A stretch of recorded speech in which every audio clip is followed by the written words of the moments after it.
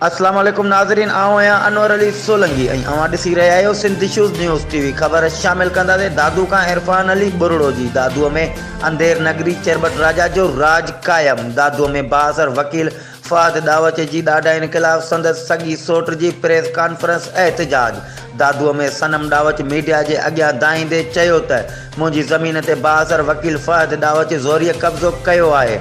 असां जॾहिं पंहिंजी ज़मीन ते वियासीं त असांजे मथां सख़्तु तशदुद कयो वियो।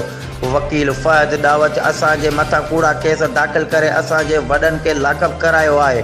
वकील फहद ॾावच दादू SSP ऐं SHO खे ॻरी रक़म ॾेई असांजे ख़िलाफ़ इस्तेमालु करे रहियो आहे। असां बेगुनाह आहियूं, असां सां इंसाफ़ कयो वञे। सनम ॾावच मीडिया जे साम्हूं लुड़क लाड़ींदे चयो त मां सिंध जी न्याणी आहियां, मूंखे दरपदर कयो पियो वञे, मूं सां इंसाफ़ कयो वञे। सनम ॾावच जी जोरींदड़ लुड़कनि इंसाफ़ जी घुर कंदे IG Sindh DIG Hyderabad SSP Dadu ऐं दादू जे चूंडियल नुमाइंदनि ऐं वस वारनि खां अपील कंदे चयो त ख़ुदारा मूं सां इंसाफ़ कयो ऐं फहद ॾावच ख़िलाफ़ केस दाख़िल कयो वञे।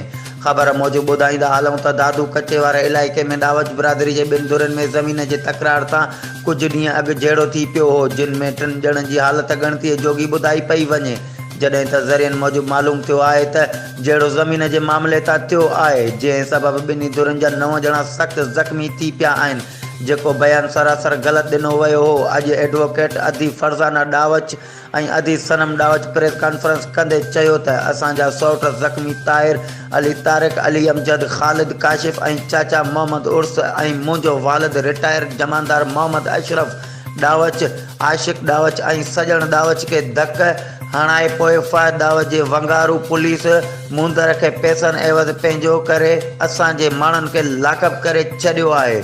असां सिंध जूं न्याणियूं इंसाफ़ लाइ दरपदर थी रहियूं आहियूं, पर इंसाफ़ नथो ॾिनो वञे ऐं appeal IG Sindh DIG Hyderabad SSP Dadu ऐं दादू जा चूंडियल नुमाइंदनि खां इंसाफ़ जी घुर कयूं थियूं ऐं असांजा बेगुनाह गिरफ़्तार कयल माण्हू जल्द आज़ादु कया वञनि ऐं असांजी ज़मीन तां कब्ज़ो ख़तमु कयो वञे ऐं कब्ज़ा माफ़िया ख़िलाफ़ केस दाख़िल कया वञनि, न त ॿी सूरत में असां दादू SSP ऑफिस आॾो सख़्तु एहतजाज कंदासीं। हीअ हुयूं हिन वक़्त जूं अपडेट्स।